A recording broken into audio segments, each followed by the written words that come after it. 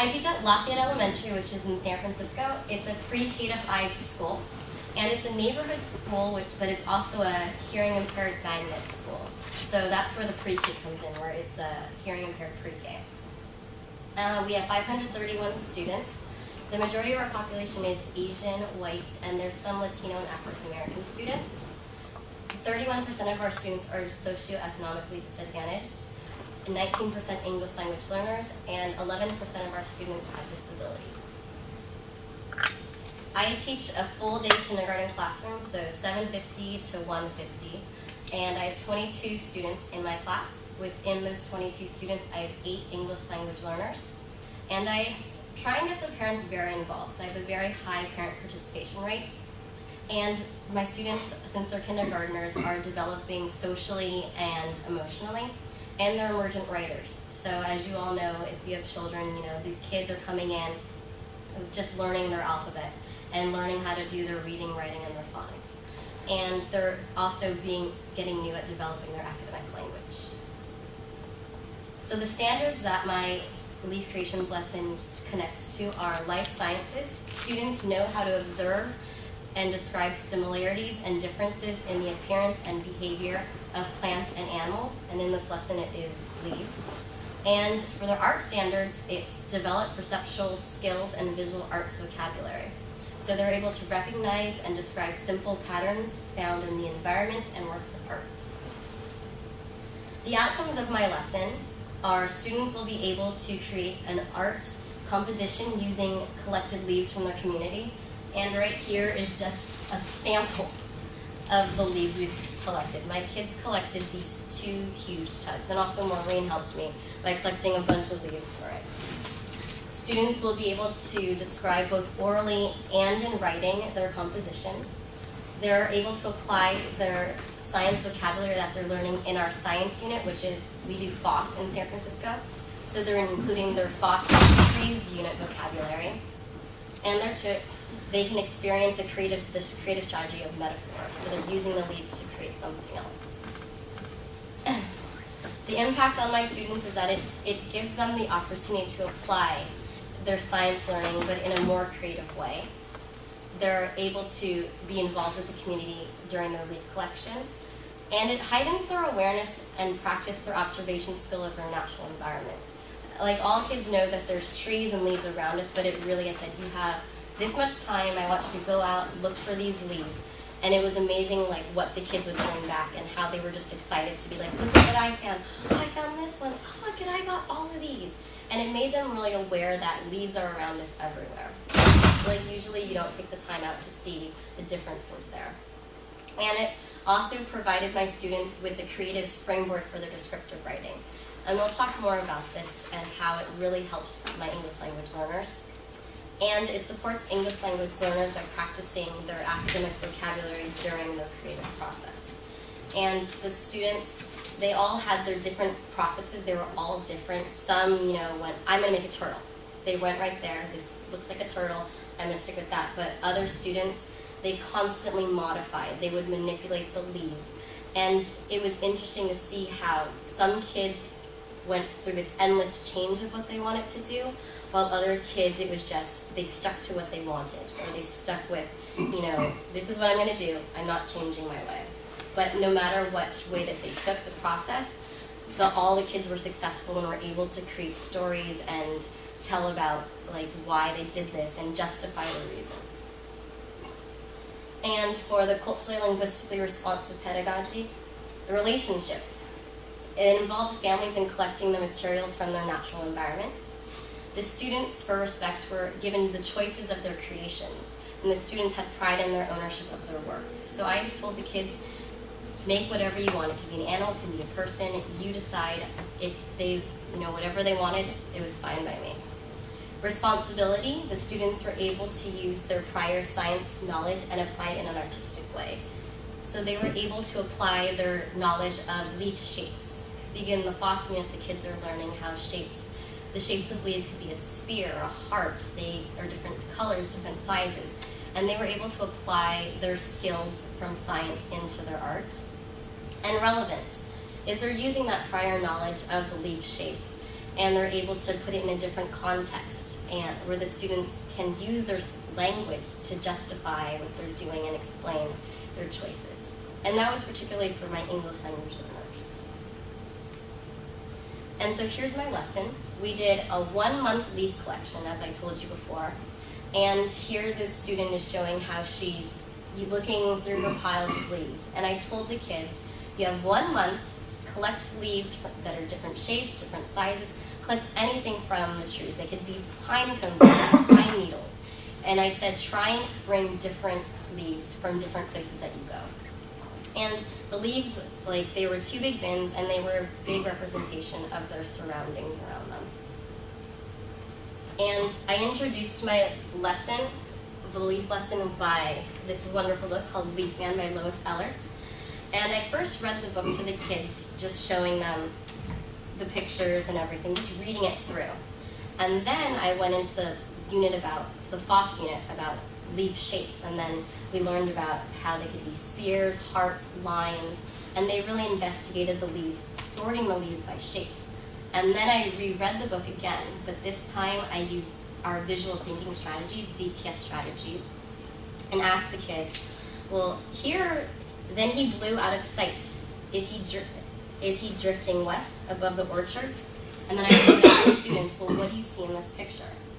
And then they would be able to say, well, I see a pear tree. And then I would ask them, well, where do you see the pear tree? And we would do this for each page, where the kids would tell me what they saw on here, and I would have them explain using their skills, their VTS skills, as to support their evidence of, oh, I see this is a rabbit. Well, what makes you say that that's a rabbit? I see that it has big ears. Or here he is in the river. Well, what do you see in this picture? And the kids would raise their hand, well, I see a fish. Well, what makes you say it's a fish? So really applying those visual thinking strategies within this book to get them to understand how Lois Ehlert used the leaf shapes to show the animals. And for my students in kindergarten, visual thinking strategies is new to them. And it was new to me as a teacher. Our school actually just took this on this year. So we did this lesson, I think, in November. And so we started visual thinking strategies in probably September. And I was amazed at how much they were able to take out of these pictures just by using those little skills. And those are samples of what I created. And so after reading the book, I told the kids, well, you can make a man, you could make this. And I showed them, well, what is this? And then for the first one, mine kind of broke. Can you guys figure out what that is? Turkey? A turkey. And so I was showing them how turkeys have different, color leaves, and the gobbler. And then I showed them another one. And so that is my leaf person. This guy has broken apart. But I told them, well, this guy, he is playing badminton. And in badminton, they have something called a birdie. And so I said, well, here's my birdie. And I was showing them how you can cut the leaves or use the leaves as a whole. So you didn't have to keep the integrity of it, but it was up to them to manipulate the leaves however they wanted to do. And here are some pictures of my students where they're cutting and gluing the leaves to make their creations. And you'll see their samples of their work are out there. And then this was our overall products of our leaf creations. It was our bulletin board. And so in the beginning, I was just going to do it as a leaf project. And then I decided these kids were coming up with such stories about what they did. So I thought, well, why don't we do an assessment on them and have them really write out what they did? And so before they did their writing, I interviewed them and asked them, well, what is your leaf creation? And that way they were able to tell me orally, even though they wouldn't be able to necessarily write it, since there are emergent writers in the beginning of the year. So they were able to tell me, oh, this is a turtle, he's swimming in a pond. And then that way I would know what their story is, and then I could then go back and help them. I gave them the sentence frame I made, so it would start them off with how to do it, and then they would then go from there. And then they were able to, I worked with them if they had trouble with their spelling, I would sound it out. At this point of the year, the kids are just learning how to do the beginning sounds, and I had to do a lot of, turtle, and so it was more interactive with me. And then after that, I dictated the part on the bottom because as a teacher, I forget what the kids write a lot of times. And when the parents want to see what the kids are writing, it's like a help for them to know. What are those? Oh my god! I noticed a good thing to my ocean. I can put it up that way and another way down and up, down. That is a very creative way to make an ocean. Very nice. Wait, but I need all the same leaves that look like this. Would you like me to help you? All of it. Look like this. Tell me about what you're making right now. Did you find them? What part are you working on right now? The body? What part of the body? Did you find that soft leaf? Wow, what are you making? That right brain concentration. Wait, Tell me what you made. this guy is like, that's me and I'm Oh yeah? yeah. So this is you here? Where's the ball? All right here. Oh, you're bowling, you said? Why is he mad? Big or small? He's just mad. He's just mad?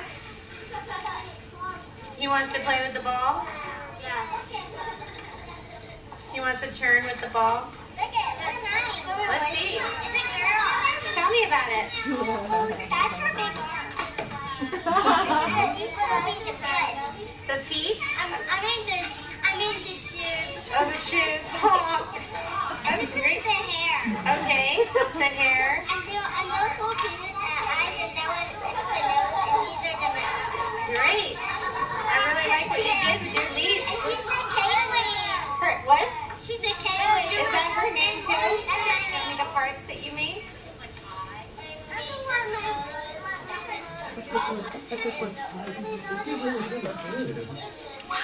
Those are the fingers and the I arms. have it upside down. And the different colors are the colors in her dress. And the feet. I like it. You used a lot of different leaves to show the different colors, didn't you? The legs. Nice job. You feel proud of your work? Ah, Clarifying questions.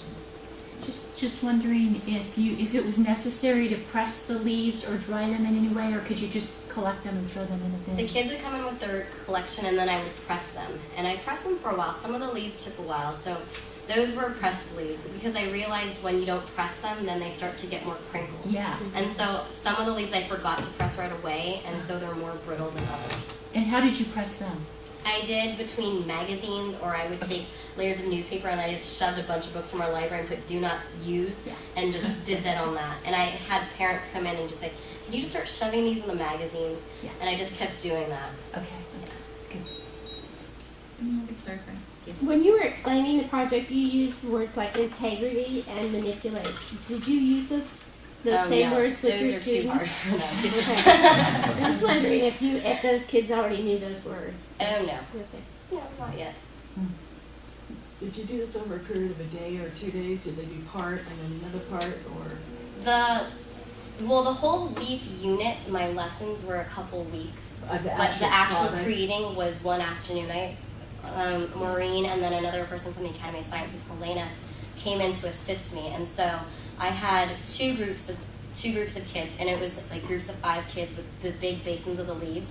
And then we would just rotate the kids in and out. So the kids would be here, and then I think the other activity was coloring turkeys. It was something having to do with Thanksgiving, like busy work, so that way they would not disturb the other kids. Did any of them have any trouble with the communal leaf?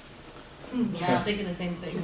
The only I have some one, that just say, "Oh, that's no, fine." they didn't remember. It didn't matter at all. The only problem they had was the big mess. But I mean, my kids cleaned up the mess. I said, "Here's a big, compost bin. Just start picking stuff up." But none of them fought over like that was my leaf. That's my leaf. They were really proud. Like going, look at what I brought in. Very more the experience of going out and gathering it and bringing it in. Yeah. Mm-hmm. Good, any more questions? All right, we're gonna take a few minutes then. Lindsay has put out some student samples on the tables. So if you'll just observe them quietly for a minute. That's fine. Close your eyes. If you do it again another time, what would you change, modify, add? I think I might, well, what I modified already for this was I wanted them to have a small piece of paper, and I said, oh, this looks very small. And that's why all the papers are different sizes. But I would definitely encourage the kids to try and see if they could find leaves that are different colors, because it's hard in San Francisco because there's not many trees that change colors there. So maybe if they go ask family members who live in different areas if they're going to see them. So really think about encouraging them to do that, because a lot of our leaves were just these big ones, or they weren't colorful. I lucked out that a mom was walking down the street from our school, not even in my class, carrying a big pile of red leaves. I said, where did you get those leaves? She goes, oh, on Cabrillo. And she goes, came in the next day, big pile. And so maybe encourage the kids more how to do that. But I mean, I think it was a pretty successful lesson. I mean, I don't know, it worked out pretty well. But then again, I had a good class. I mean, it always depends on the demographic of your class as well, what other modifications I might need. So although I might say right now I didn't need to change anything, it might differ next year. Yeah, and for some of the English learners, like they were able to reapply that science vocabulary in this context, but it might have been helpful if some kids needed more reinforcement to have, you know, some of those words out on the table for them to reference, or a shape next to the word and things like that. Yeah.